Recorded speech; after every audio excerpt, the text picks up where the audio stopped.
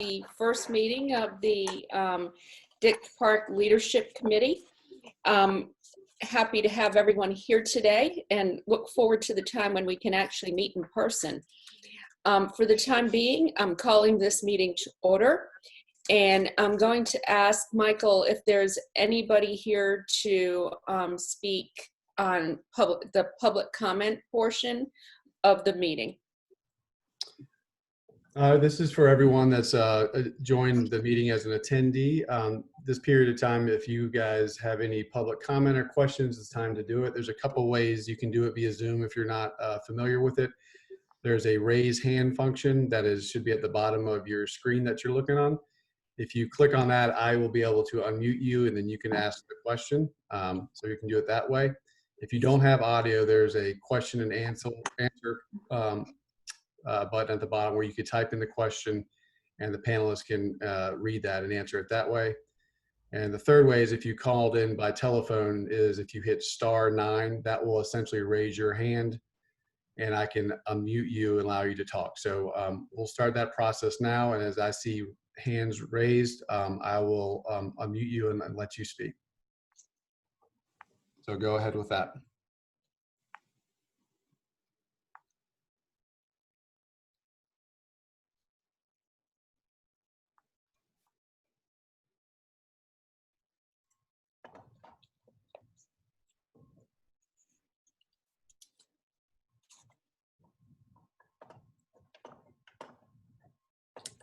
All right, we have one, Doug Johnson.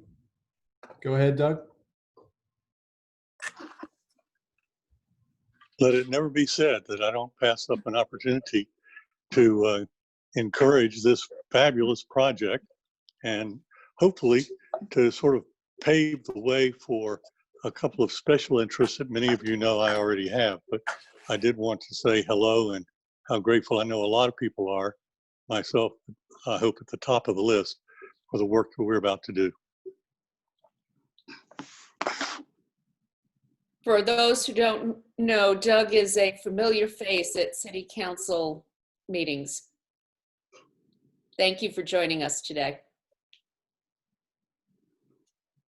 Okay, Michael, that is the only person that we've had for public comment. Just confirming. That is correct. There doesn't seem to be anyone else. Okay, well, now we're going to start with the welcome and introductions.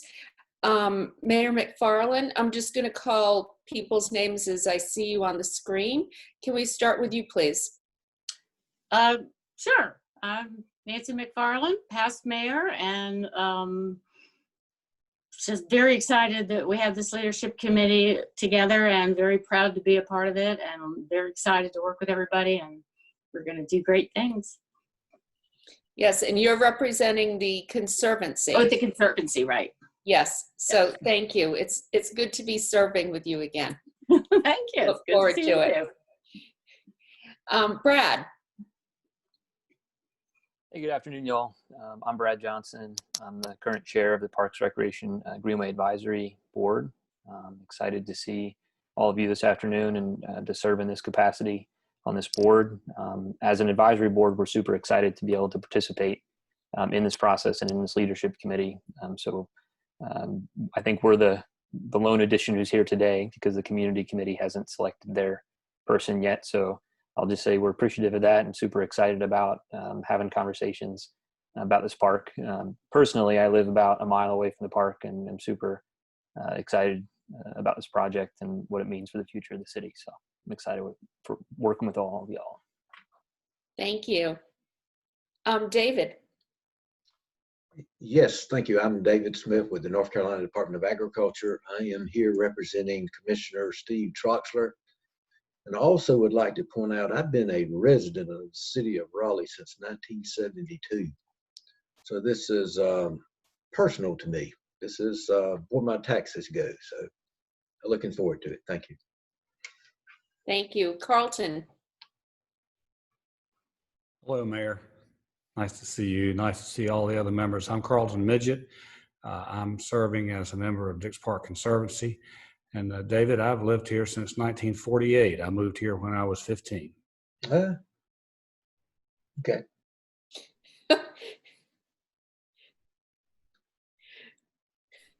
Oh, Francis, you've changed now to Mark.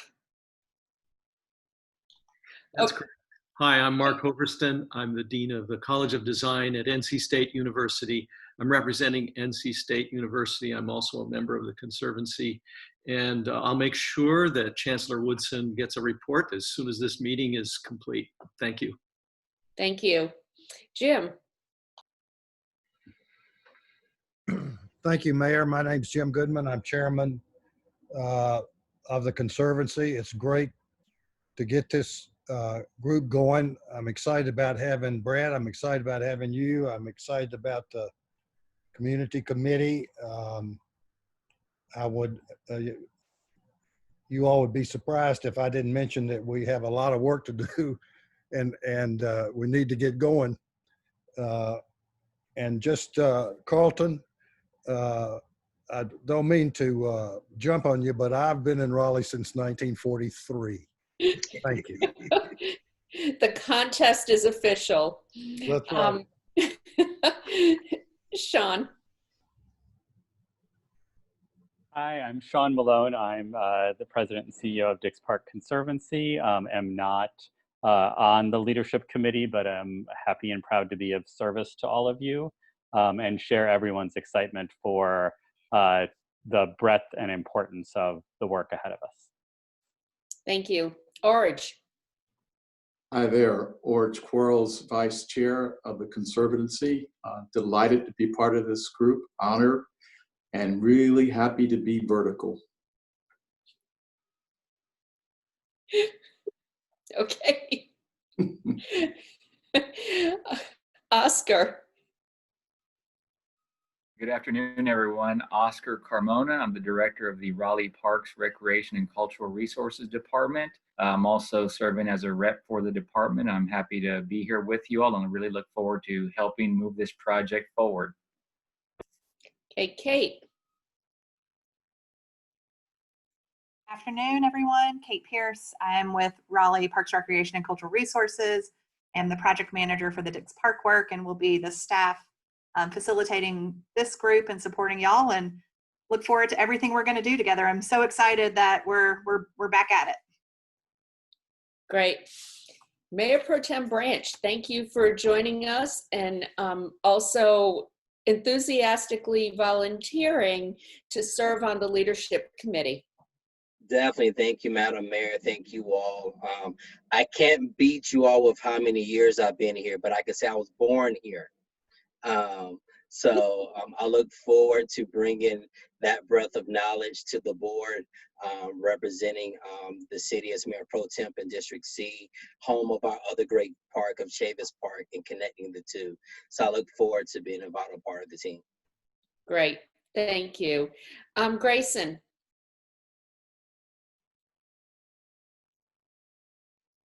Good afternoon.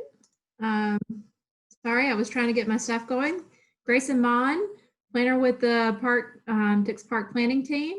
Excited that we're moving into phase 1 and excited to see everybody and start moving forward again. Thank you. Tansy.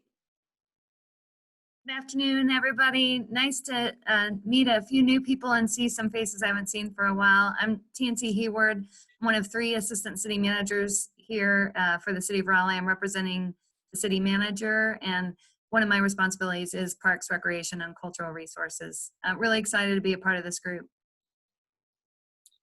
Thank you. Nick? Hey, good afternoon, Nick Smith. I'm on the planning team for the City of Raleigh and the Parks, Recreation, and Cultural Resources Department. Thanks. Okay, and last but not least, Stephen Bentley.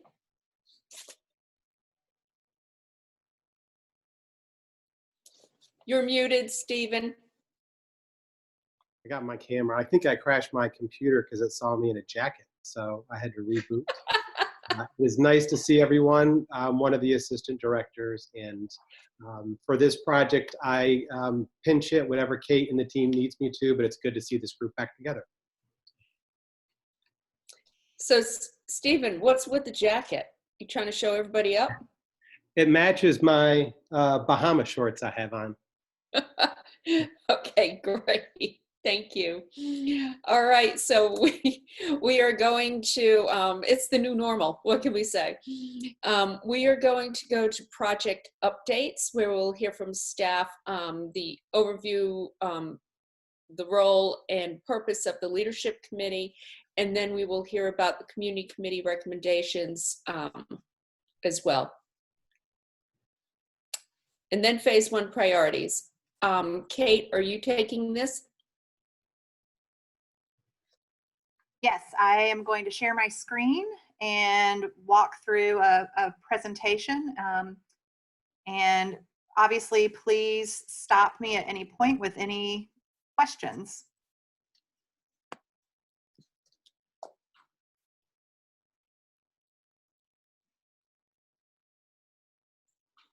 All right, can everyone see my screen?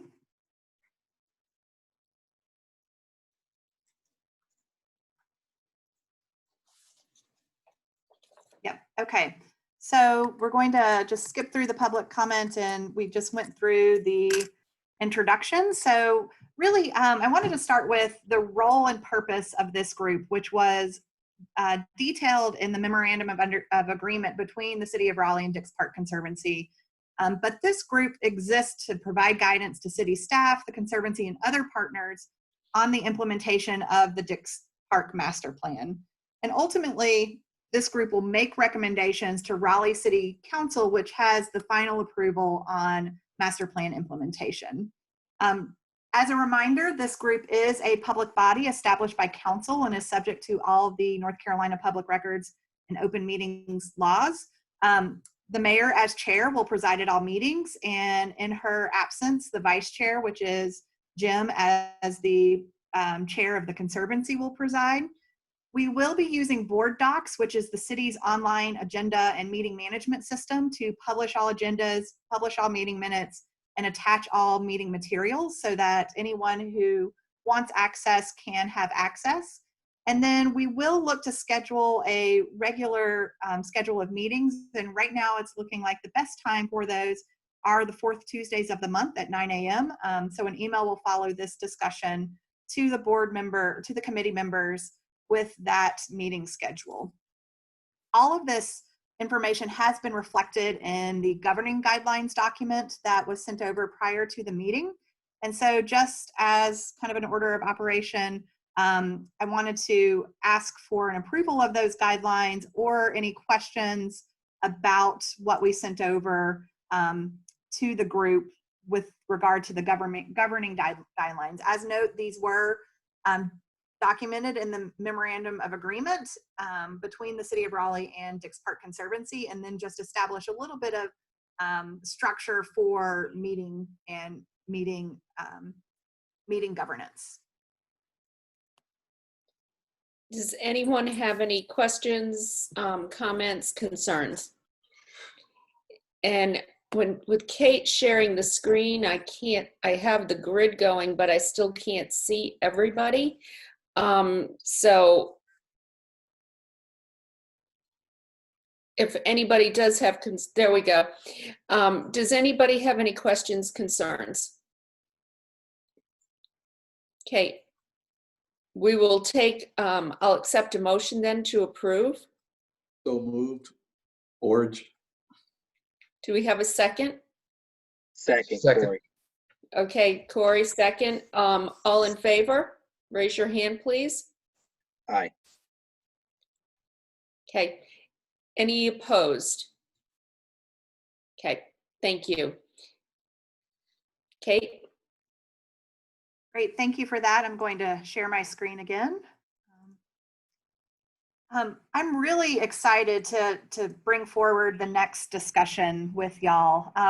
In the MOA, we established a group called the Community Committee.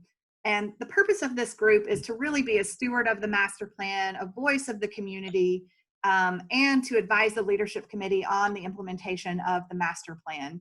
It also exists as a committee to support both the city and the Conservancy, and to reach out and engage a broad and diverse representation of our community in the development of Dix Park. As you recall, during the master plan process, we had a group called the Master Plan Advisory Committee, and this is an evolution of that group.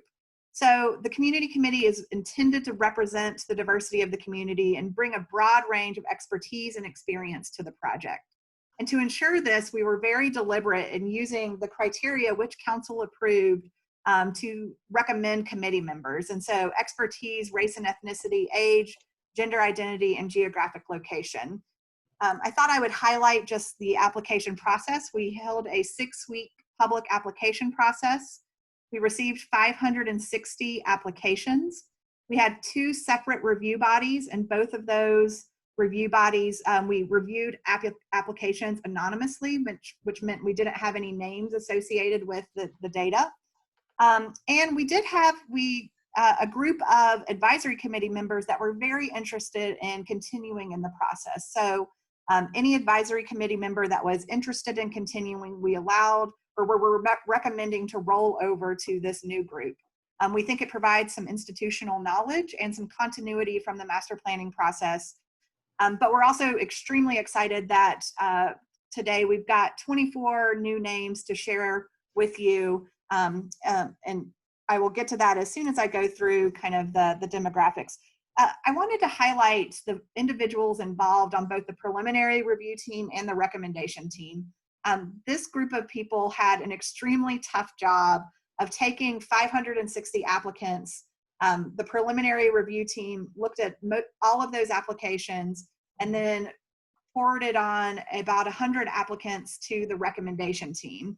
And both of these groups included people that were city staff in the Parks Department, people from other departments, such as the Diversity and Equity and Human Relations, or Diversity and Equity Department. We also had former Master Plan Advisory Committee members on that group and representatives from the City Manager's Office and the Dix Park Conservancy. So a really broad group of people taking different perspectives at reviewing all of these applicants. And it was no easy task because there were so many great applicants to the process.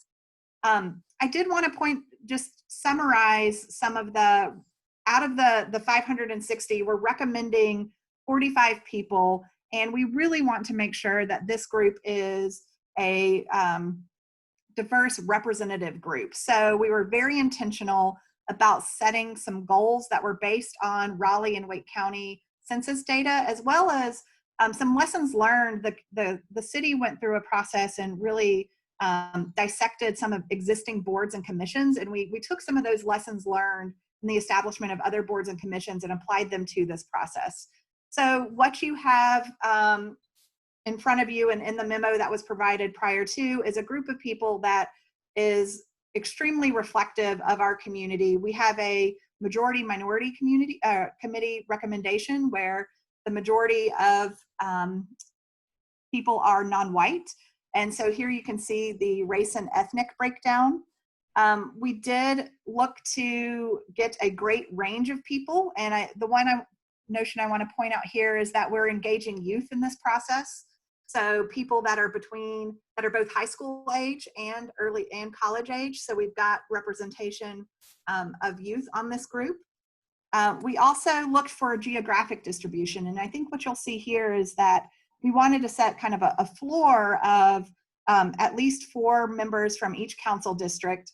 And then we also thought it was important, as this will eventually become a regional destination, to include people outside of Wake County and people that might have a Raleigh address but are in the Raleigh ETJ. So we've got a great mix of people from all around our community. And you'll note that the largest high pieces are those areas closest to the park, which is not surprising given the interest of those communities in and around the park. The other piece is we wanted to make sure we had a good balance of genders on the committee. So we did ask that in terms of applicants, and we wanted to make sure there was a broad range of expertise and interests. So this was looking across the pool of applicants at people who had lived experience, accessibility, people that focused on environment and sustainability, people that focused on neighborhoods and communities. We think we did a pretty good job of balancing all of this different criteria across across the applicant pool to get to a group that not only brings a ton of new voices to the process, but also has some of that rollover expertise that we think will just enrich the entire process moving forward. You received a memo that was very thorough. I'm sure everyone read all 20 plus pages of it, but Nick Smith is on the call to answer any questions. He really led this process and did an amazing job in doing so. So if you have questions about the process, we are happy to answer those now, and I can stop sharing the screen and open it up for questions. Thank you, Kate. Some great work went into this. I'm really pleased to see the focus on diversity, not just ethnicity, but also gender, geography. We all know all of this is going to be really important. And so I just want to commend you all. Who has any questions regarding this specific issue? Okay. Is this questions about the people they've selected in terms of the distribution or the demographic process? Any questions? And not necessarily the functioning of the committee.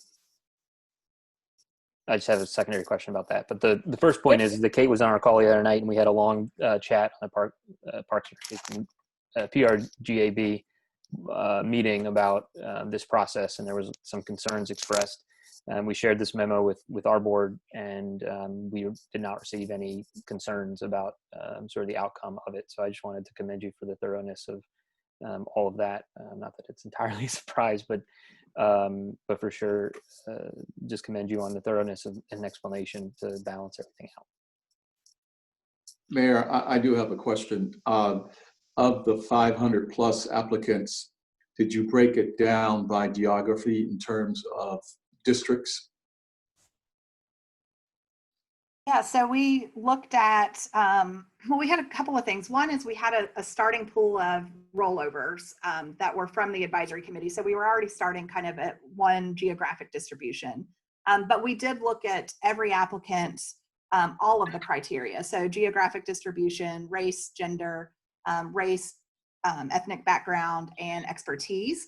And then it was really, I mean, there is science to it, and Nick has spreadsheet on spreadsheet to prove the science behind it, but it's also looking at, you know, if we were low in one area and needed to, say, for example, we needed a person from District B that had a focus in accessibility and was Native American. That person may not exist in those specific qualities, but we were looking across all of those criteria to find the right mix of people. So it was a very deliberate kind of quantitatively driven process.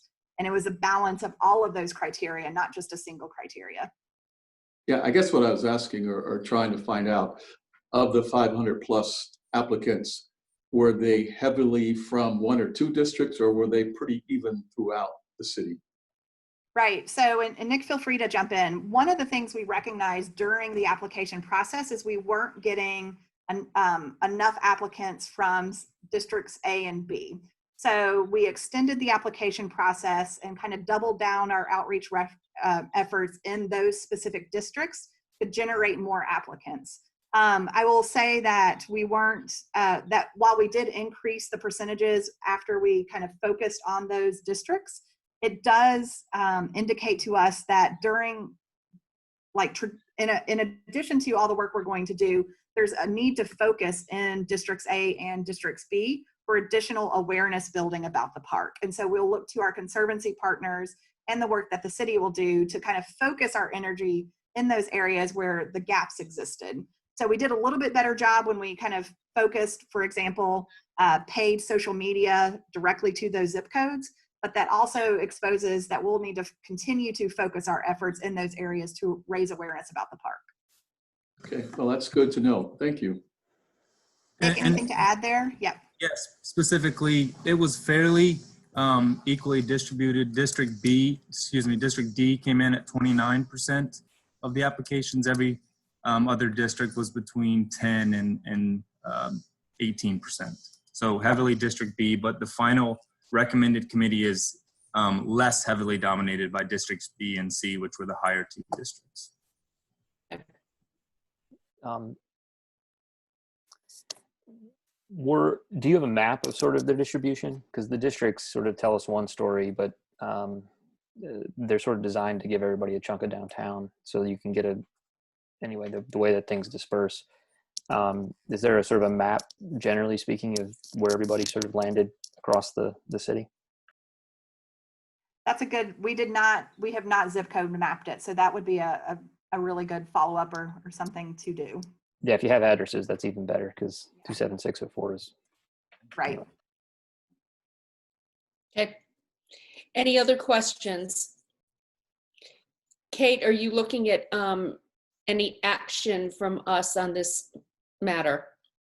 Yes, I would like to ask the committee to approve the recommendations of the review teams for the establishment of the community committee.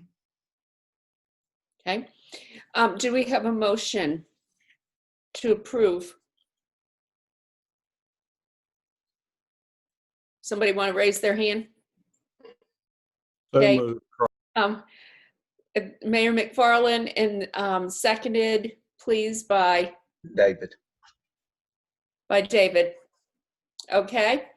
All in favor? Raise your hands, please. Okay. Anyone opposed? Okay, thank you very much. And Kate, now you have phase 1 project priorities for us. Great. Can I ask one logistical question before we jump to that? Yes. Is there a reason that 3-year terms are selected instead of the standard 2? So the idea was that we wanted to roll a third of the committee members off. And so it started with kind of that 1 year, 2 year, 3 year, so that there would always be some continuity. So that was the primary reason 3-year terms were selected. Great. Okay, thank you. All right, I'm going to share my screen again. So first, thank you for that. I just want to reiterate how excited we are about bringing all of these new voices to this project. When I reviewed the final list, obviously I recognized all the advisory committee members that were rolling over, but I only recognized one name in the new list. And what that says to me is that there are so many people across this city and across this region that are interested and excited about this project. And I really look forward to getting to know this group of individuals, because I think it's going to be an amazing group to work with, and we can't wait to get going. So thank you for that. So before we look ahead, I wanted to take a moment and look back, because there's been so many great things that have been accomplished over the past 5 years. And I think everyone will recognize that the park just celebrated its 5th birthday. And so Mayor McFarland, your hair's a little bit longer now, but in 2015, the city purchased the property. Shortly thereafter, the Conservancy was founded. The city hosted our first major festival, which was Destination Dix, where we had over 27,000 people visiting the park the first year of its purchase. In 2017, MVVA was selected to lead the master plan process. We planted our first, daffodils and sunflowers, and it really was just an exciting moment for the city in its early years. 2017 through 2018, there was a real focus on outreach and engagement during the master plan process. We were very intentional about going out and meeting the community at every street festival Raleigh hosted, inviting people to the park, but also going to where the community naturally goes. So 65,000 people participated in that master plan process, and that was a real moment for us in 2017 through 2018. From there, that led to a unanimous adoption of the park master plan in February of 2019. Later that year, we hosted Dreamville, where 40,000 people from around the world came to Raleigh to celebrate in art and music and culture. If anyone had the opportunity to be in Dreamville, I think that was a transformative moment for not only the park, but the city. It was an amazing testament of what this place can be and will become with all of the work of folks. I also just threw the dog park picture up here because one of our most engaged constituencies are our dog park goers, and they are loving the green space. It is probably the most used space at the park right now, and will be relocated once the Plaza Play project starts off. So this is just an acknowledgement of all of the great work that has happened to date.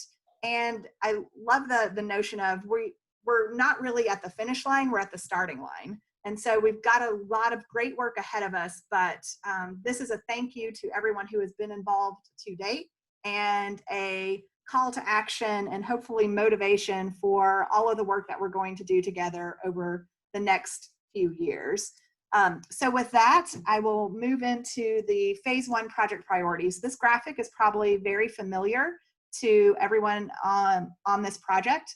And in the early project priorities, we really have the goal of improving the park edges, creating new entries and connections, enhancing the beautiful landscape that we have there today, but also creating a variety of experiences for visitors to the park. One of the things that Council directed us early this year to consider was how are we going to connect Dorothea Dix Park to John Chavis Memorial Park? And I think this speaks to one of our early goals of creating new connections and creating a cultural connection between these two parks. So staff over the course of the spring and summer met and identified Lenore Street as the primary interim bike pedestrian connection between Chavis Park and Dix Park. Council approved recommendations to improve the bike pedestrian experience through creating interim wayfinding, installation of low-cost temporary art, bicycle amenities, and looking at kind of some of those maintenance items that could be repaired to really make that corridor a strong experience for people coming from Chavis to downtown, coming from Dix Park to downtown, or walking between the parks themselves. So two departments, transportation and parks, came up with some budget, and this work will start this fall. And I'm really excited about the improvements to Lenore to make it this cultural trail between the two parks. Longer term, we recognize that with bus rapid transit coming into the city along Western Boulevard, there was going to be the opportunity to create another strong connection, a more direct connection between Dix Park and Chavis Park. And so as the Western Boulevard BRT project moves forward, pedestrian and bicycle infrastructure, urban design and placemaking will be part of that discussion, so that there is that connection will become the primary route once the improvements are made to Western and MLK. So that was just more of a project update on some exciting work to happen this fall. And now I'm going to shift to a bit more about the park project priorities specifically. So this past year, we've all been faced with challenges unlike we've ever seen before. And so that really caused us to take a look at the park priorities and to identify what are those immediate projects that we need to get going today, that we can get going today, and what are some opportunities to defer some work to later years. So we are focused on a subset of the phase 1 projects, primarily the plaza and play design, the creek and landfill feasibility, the chapel renovations that are underway, and a couple of planning efforts to support that work. Other phase 1 projects, such as the cemetery improvements and the Lake Wheeler multi-use path, have been deferred to a future year, and we will reevaluate those as resources become available. So we have focused our work to really focus on a subset of projects that we think can go a long way in transforming this park space. The first is the Plaza Play and Design. And this one, I think everyone is extremely excited about to get going. I know we are. The contract for the design work was fully executed last week. That contract did go to Michael Van Valkenburg Associates and is funded by the Dix Park Conservancy. The work will be managed by the city of Raleigh. And just so everyone knows, a construction manager at risk RFQ will be coming out shortly from our construction management team to partner with the design team to make sure that we are on schedule and on budget for this work. The whole idea with the Plaza and Play is to create this transformative space and to do it in a very efficient time. So we are looking at a 22-month schedule that will take us from pre-design straight into schematics through design development. At the end, our product is a set of construction documents that can go immediately into bidding once resources are identified. And the whole notion of this is to take this 12.5 acre, which currently space along Lake Wheeler Road, and turn it into this transformational, inviting and inspiring place to gather, play, and celebrate. This will be the primary new entrance to the park. It will be the thing that you see coming from I-40 into downtown. It will be iconic. It will be the place that when people say meet me at Dix Park might be the first thing they think about. And so this design work is really exciting. And we will be getting with MVVA this week to schedule the kickoff with this committee and the community at large for the Plaza and Play project. I did want to just kind of pause here for a moment and answer any questions about the Plaza and Play work, the schedule, or any of the elements that I mentioned about this specifically. Actually, pause on that. Let me note that there are some challenges to this project success that I want to point out. One is Lake Wheeler Road is a two-lane road. It is carrying a lot of traffic to downtown now, and once this project is constructed, we'll probably see a lot more traffic. I know David and his team probably experience a lot of this as well at the Department of Agriculture and the State Farmers Market, but what are the improvements that are needed to make sure that Lake Wheeler has the capacity to carry the traffic that we think will be generated by not only the Plaza Play project, but by other developments that are planned in and around the project's site. Similarly, with the road comes the Duke power line discussion. So there is a high tension power line that runs adjacent to Lake Wheeler Road and in the project site. So we've had initial conversations with Duke about potential relocation of that, but really the road project drives the power line project. The other couple of things I will note is you'll notice on the aerial or on this there's this, there's a cutout here. And what we are very mindful of is that DHHS still leases the majority of buildings on the campus and has a lease until 2025. So we have to be very mindful of not impacting DHHS operations with this project. So what happens to those 3 buildings adjacent to the project site once this project is up and running? Something that I know is near and dear to a lot of people is where will people park once they come visit this transformational space? So thinking about parking, thinking about circulation to the site and through the site are a potential challenge for us because of the leaseback agreements, but also because of the resources needed to really address some of these infrastructure elements to support the project. And then obviously project construction funding. The Conservancy has generously funded the design work, but we have not identified a construction funding source for this yet. So what we don't want to happen is to get to 2 years from now and have a project sit on the shelf, which I don't think will happen, but is something for us to be mindful of. So with that, I will stop and open up the discussion for anything around the Plaza Play questions you want to ask about schedule. Grayson Mon, who was introduced earlier, is the project manager for this and is online to answer any questions around process or project, but know that a formal kickoff is coming shortly with MVVA. Kate, could you unshare your screen so I can see everyone? Okay, great. Does anyone have any questions, comments, concerns? Mark, and then Mayor McFarland. Sure. I just wanted to say how delighted I am to see the progress made and see the design team under contract and the identification. I know there are challenges and we look at them, but to have identified them so clearly, I think is just a great step. Congratulations. Well done. Mayor? So I have two questions for Kate. One is about the cutout. We've talked about the potential for including that in the design. Has that been part of any of the discussion that you know of, Kate? And Grayson, feel free to jump in, but one of the early project discussions we'll have is to really firm up the site limits, the project site limits.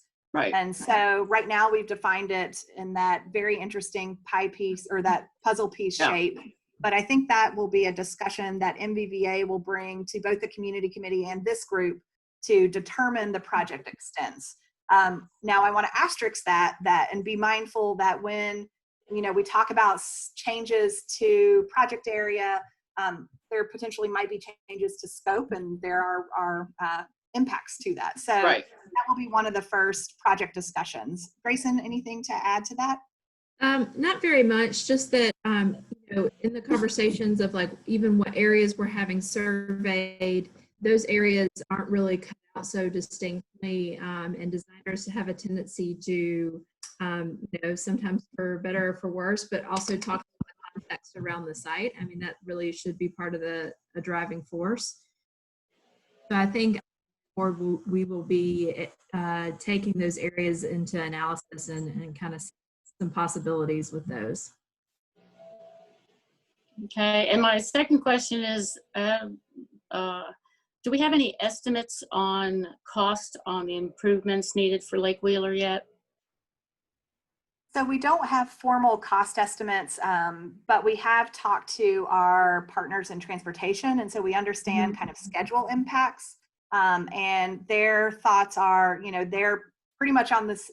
Would be if Lake Wheeler were to be improved, it would need to be a kind of 2-year design and planning process met with a 2-year construction process, which basically lines up with our project schedule.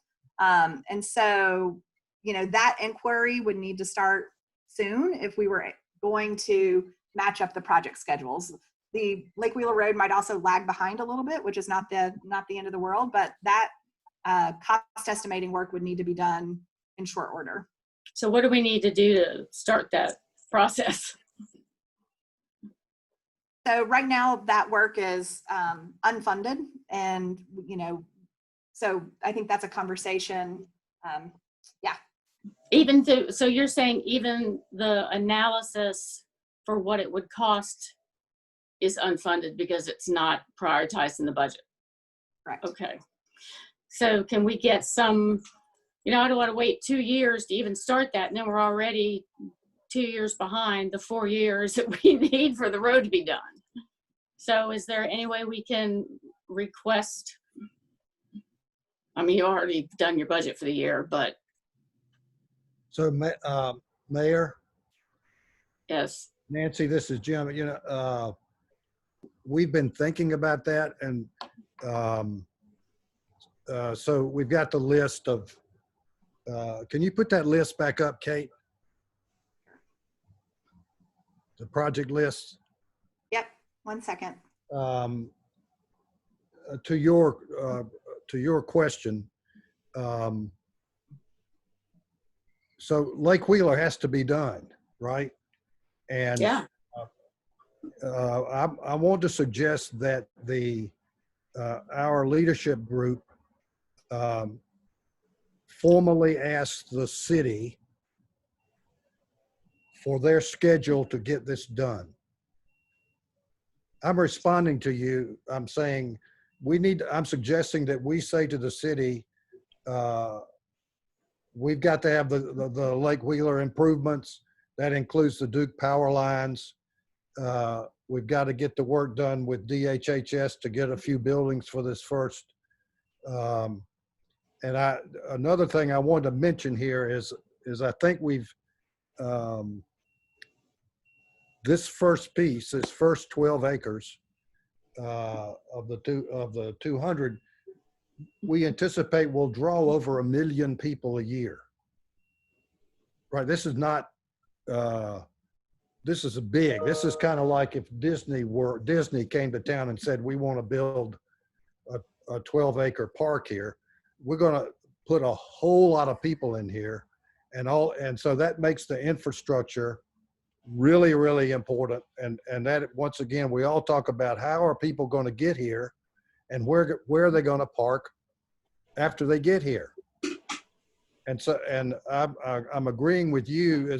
I mean, we need a timetable on Lake Wheeler. We need a timetable, and we need a the design on the circulation and parking, and we need to begin to work on it's the Conservancy's belief that we'll do a bond issue next year from this October. But so that, best case, and this is what really scares me, best case is this thing will open, phase now will open 4 years from today. How's that? 2 years for all the planning and 2 years for construction. What do you say to that, Kate? I think other people might have something. Okay. First, I see Corey with his hand raised, and also Tansy had her hand raised. So yeah, I think we probably need to have a conversation between our transportation department and maybe us, before we give them our time schedule. Because we just had the city just had a transportation bond that passed that has some projects in the queue. So we have to look at the city. I'm trying to make sure I put on the right hat. I'm on the leadership committee here. We as the leadership committee, we need to make sure when we make our requests to the city that we have an understanding of true timeframes and impact. So I think the request needs to be made with conversation so that we can see what other resources may be needed.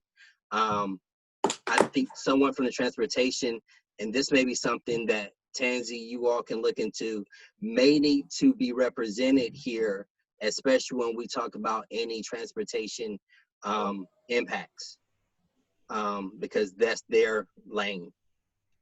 Yeah. Mayor and Mayor Pro Tem, Mayor Pro Tem, you represented a lot that I did.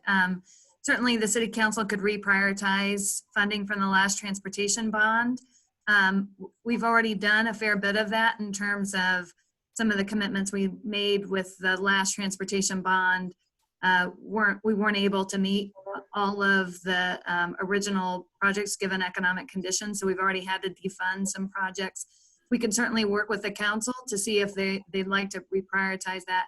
I do think the suggestion of a brief update from transportation would be beneficial. I think one of the other planning considerations, I believe park staff has worked some with transportation, is in the comprehensive plan, there are future designations for the kinds of streets that would be built.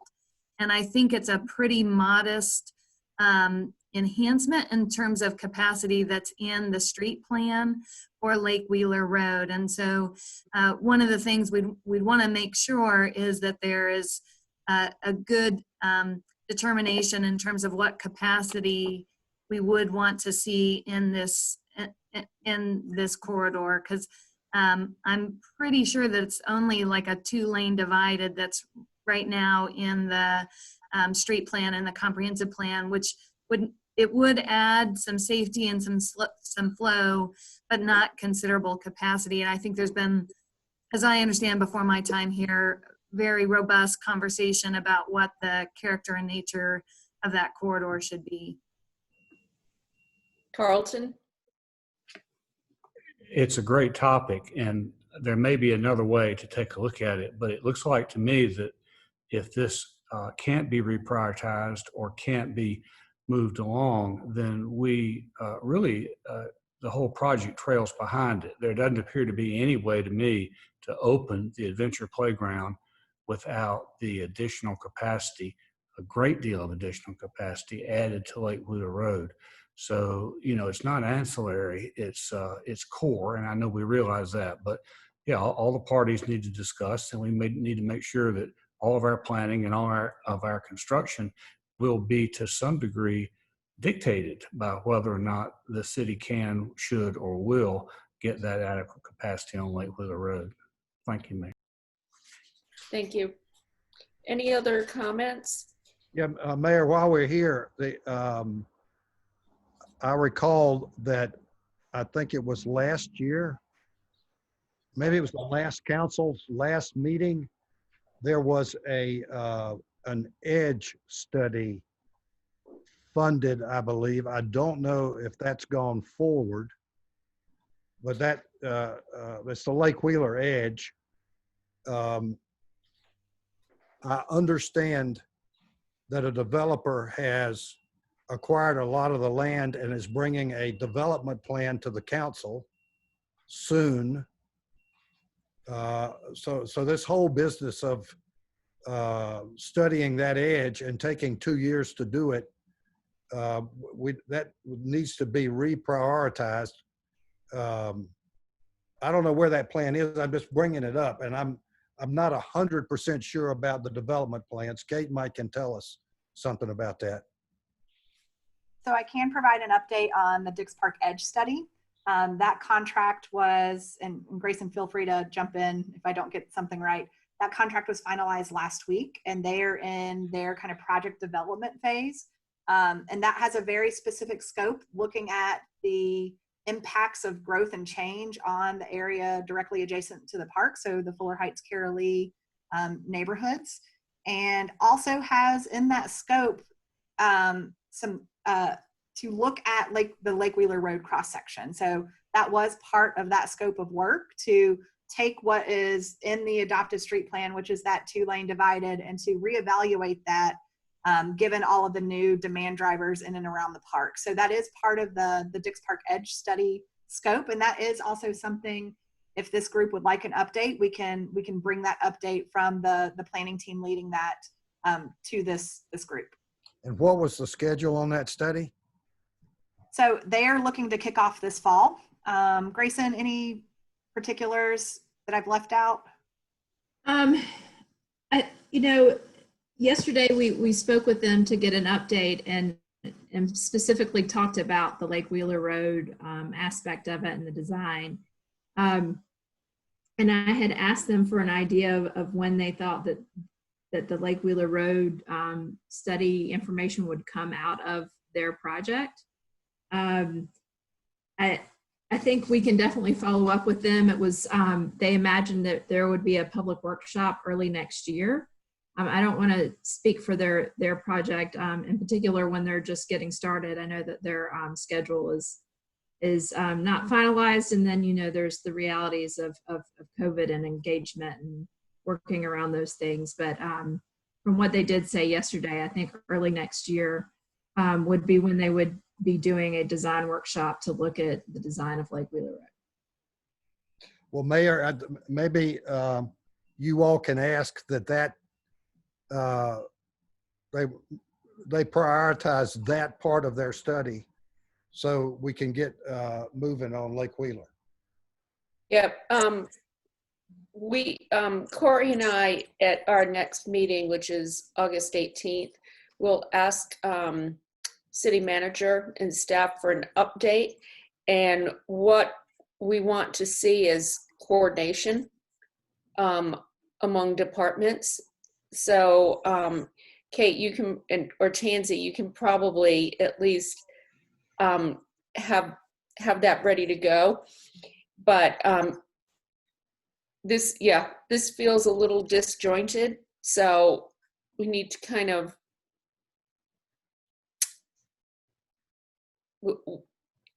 we need it not to be, I'll put it that way.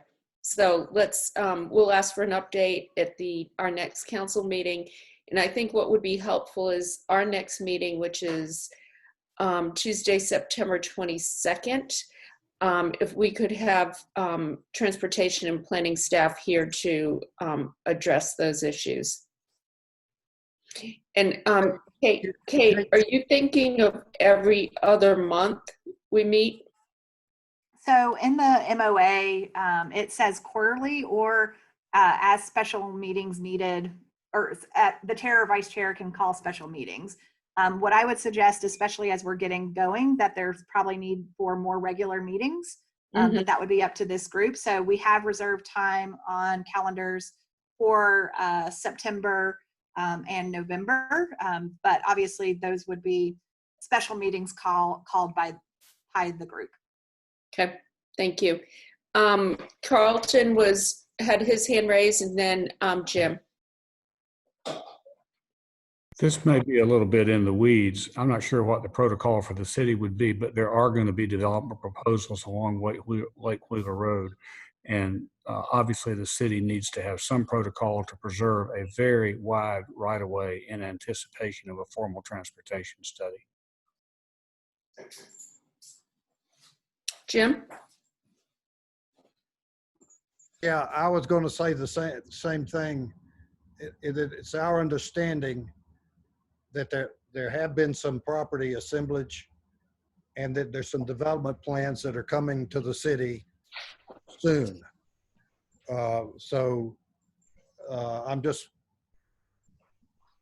following up on what Carlton said. Kate, did you find out anything else about that?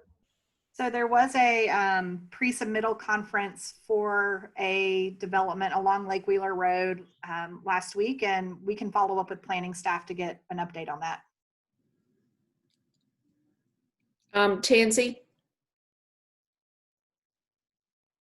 I'll be brief, just from a clarity perspective. So it is the street plan that identifies the right-of-way designation. So all these processes are connected. We can certainly work to inform the council of what their opportunities might be to act on the street designation recommendations of Dix Edge ahead potentially of the other planning issues in terms of other zoning or land use. I do think, in transparency's sake, and I think that former mayor could speak to this, I do understand that there was significant previous public opposition to a wider street designation in this corridor. So I do want there to be awareness that I think some of those similar conversations are likely to come back up in this planning process, which makes it important for this group to be engaged in those processes.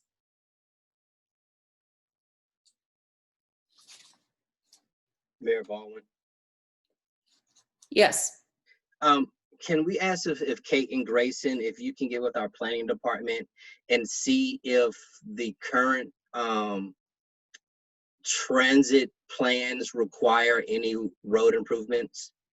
I know in some areas where there may not be certain sidewalks and things, if development comes in, they're required to either widen the street or putting a sidewalk.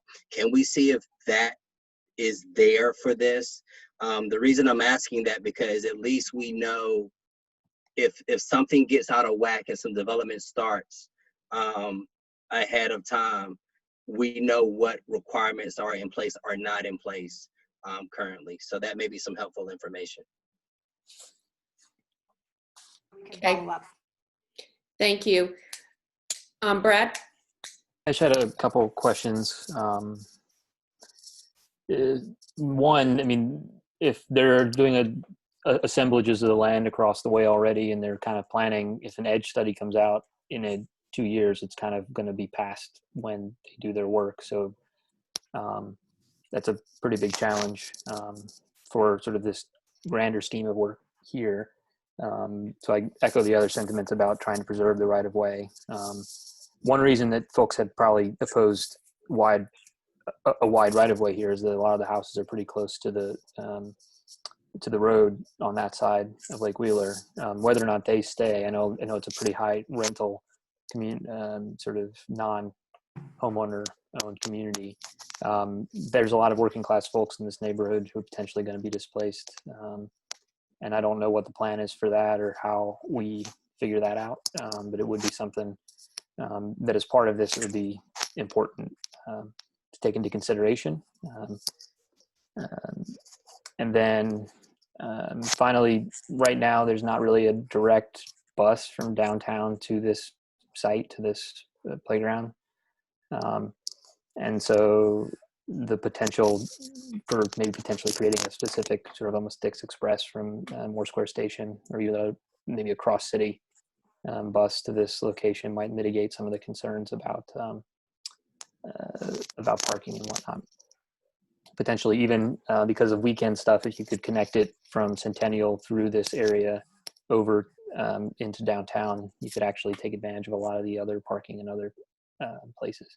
But the opportunity to do that here would be pretty high without having to necessarily build a lot of that extra infrastructure. Mm-hmm. Thanks, Brad. Okay, as a follow-up, we will be asking city manager for a report on these 3 items and an update. And then at our meeting on September 22nd, we'll have staff here to update us as well from transportation and planning. Okay.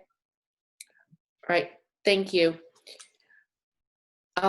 Kate, anything else on the updates? Yes, just a couple of additional updates with on other projects. One is, so everyone knows, the city and Conservancy have submitted 4 grants to fund the creek and landfill feasibility work.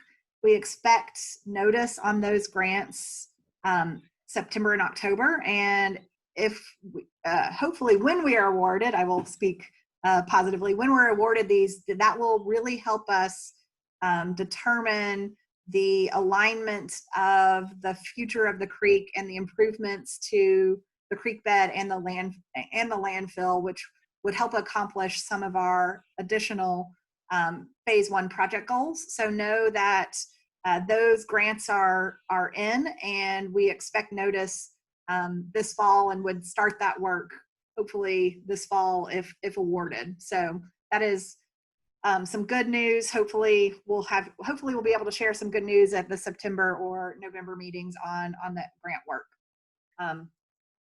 Just another update is the rehabilitation of the All Faiths Chapel is underway.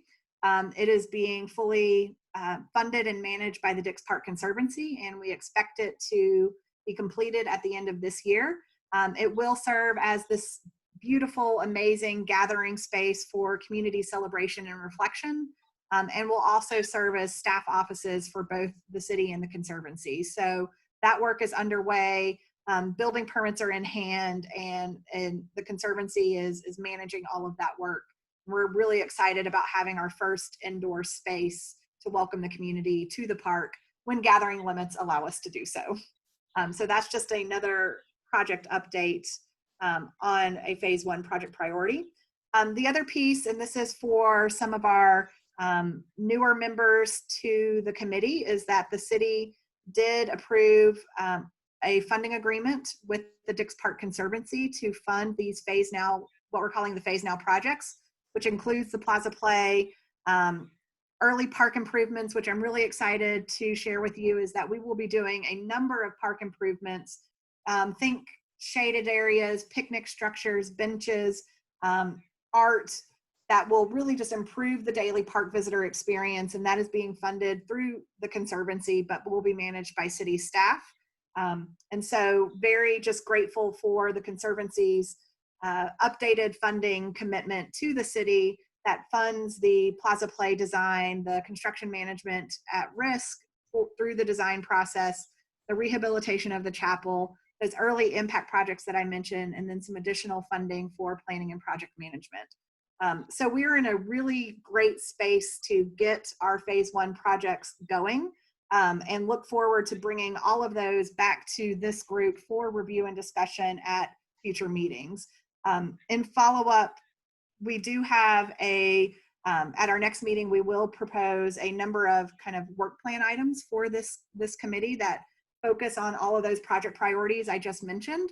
But am happy to stop here and answer any questions about other project priorities or other questions about where we are in terms of implementation of the master plan. Okay, Jim? Yes, Mayor, the Conservancy is going to present to the city through the normal city process a recommendation that the chapel that we're renovating be named for Greg Poole. Has everybody gotten that recommendation? Right, and we think it would really be nice if this group would support that and approve that. You know, it needs to go to the city through their processes, but we'd like to have the leadership committee here support that on its way downtown. Is that a motion, Jim? Please, yes. Do we have a second? Orage has seconded this. Okay, all in favor? Raise your hands, please. Anybody opposed? Great.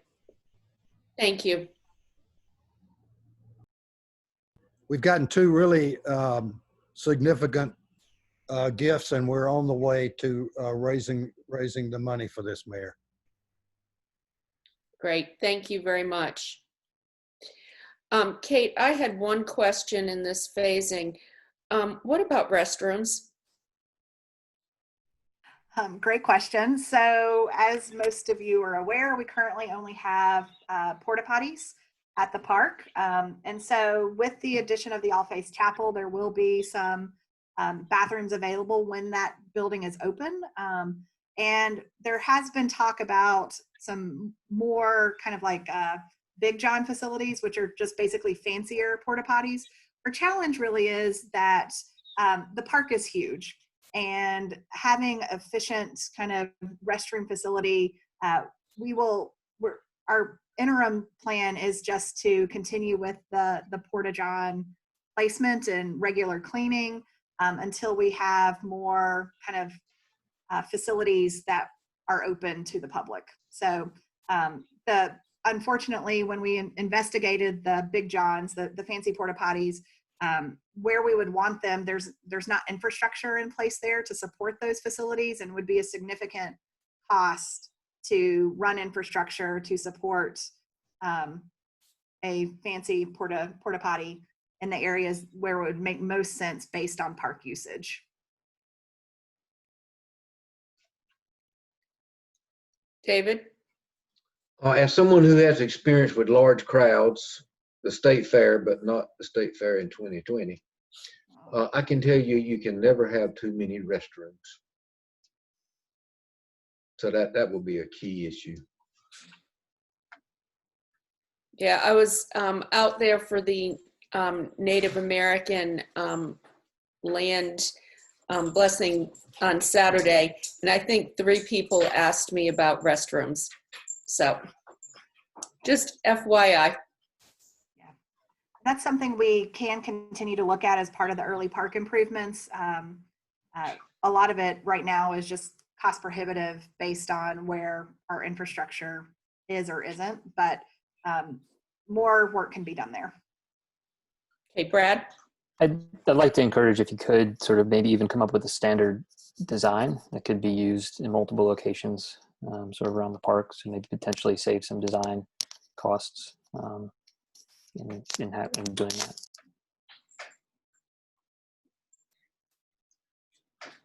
Yep. Parking and porta potties, 2 biggest.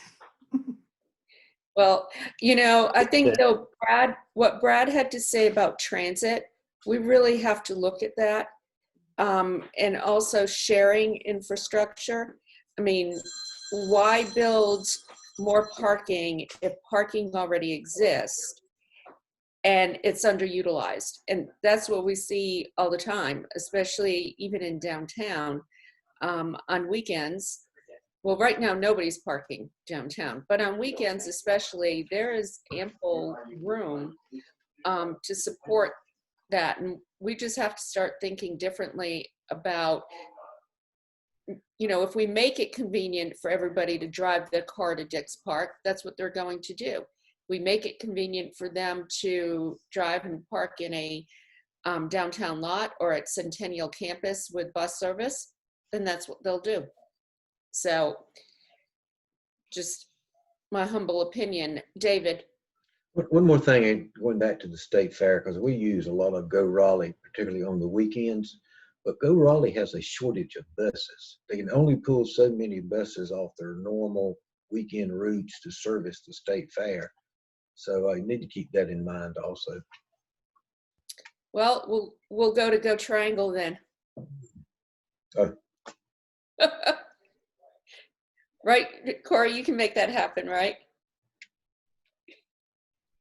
We'll see which group has the best service. How about that? We'll let them bid for it. Okay.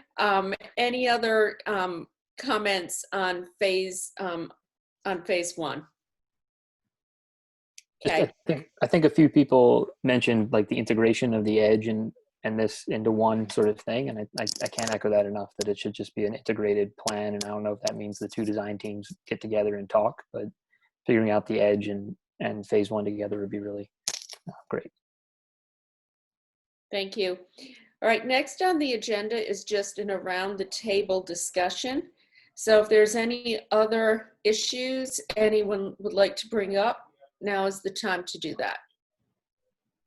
Do I see any hands? Or have we exhausted the conversation for today? Carlton? I want to hear from Oscar. You've landed in the seat of being responsible for the Parks Department, developing the most important park in America. What you got to say about that? There's a lot to learn about the history of the park, a lot to learn about the history of the group, and then basically kind of moving forward to see how we can best develop a park for all. So I'm really just kind of soaking it in. To say that my first 7 months on the job has been uneventful would be an understatement with everything that's going on. But I'm going to continue just working with our staff, who I consider to be the subject matter experts, and you all, to see how we can kind of best, forge this partnership to kind of be successful for the entire community. So it is I think a very exciting project. I think it probably is either on par or even exceeds a lot of the other partnership projects that have been seen across the country. Now we just got to find the money trail and make it happen. So I think it's a blank canvas, and I think it's really going to be a prime example of a public-private partnership, and probably really set the tone for park development for the entire country moving forward once we can kind of get things in place. So very excited. Yeah, welcome to Raleigh. I know I didn't expect 2020 to be like this, but I don't think anybody else did. No, I don't think we did either. Carlton? Oscar, thank you for that. Our advice, those of us who've been here for a while, is that you should do what we do, and that's fall in behind Kate and pay attention. Yeah, definitely. Kate keeps me in place, and I meet with her and Stephen bi-weekly just to kind of get updates on what's been going on. So that's great advice. Thank you. Jim? Yeah, one more thing. We might want to talk a little more about more frequent meetings. We kind of left that, but I want to share with you a feeling I have about this meeting. Right, and it's a really good feeling because we have in the group people with the city, an assistant city manager, the head of the parks, and two council people, and the mayor and another council person.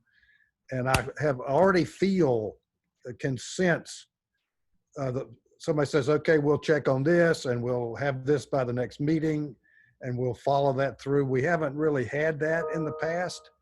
And so this was a really good feeling that maybe we can move this stuff along because of the people we have on the committee, all their good ideas, and the positions they have with the city to get things done. And I am more inclined here at the beginning to have more meetings to get all of these things set up that we need to have set up. But I'm very happy about this group and getting stuff accomplished. Can I make a suggestion then? You know, Jim, I kind of agree that early on, waiting 2 months might be too long.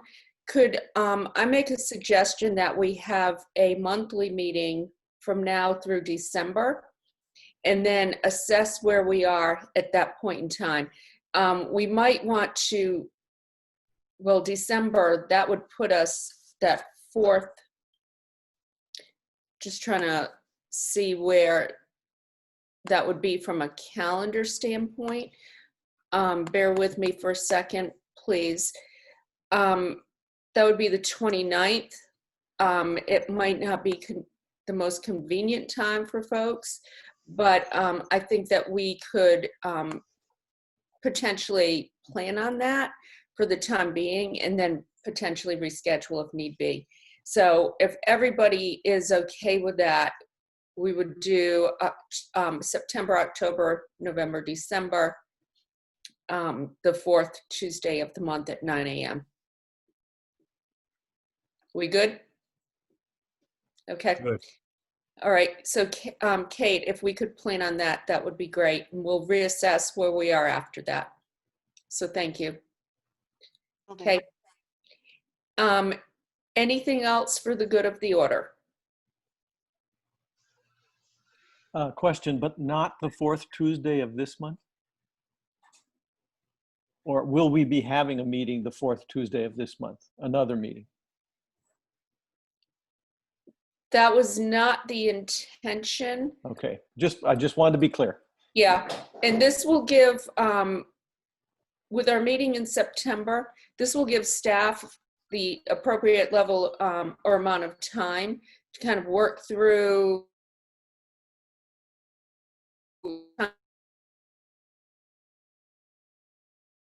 at our meeting on the 18th, but Tansy can give them a heads up that this is coming, so they can plan accordingly with workload. Okay. I do believe you're going to be getting an update on the capital program between now and that time frame too. So I think it'll give the 2 members of the council better position to provide feedback back to, given that timeline. All right, great. Thank you. Okay, so if there's nothing else, I'm going to adjourn the meeting. We good? Thank you, everybody. This is the start of some really important work. Thank you. Thanks. Here, everyone. All right, good seeing everyone. See you on the 22nd, if not sooner. Take care.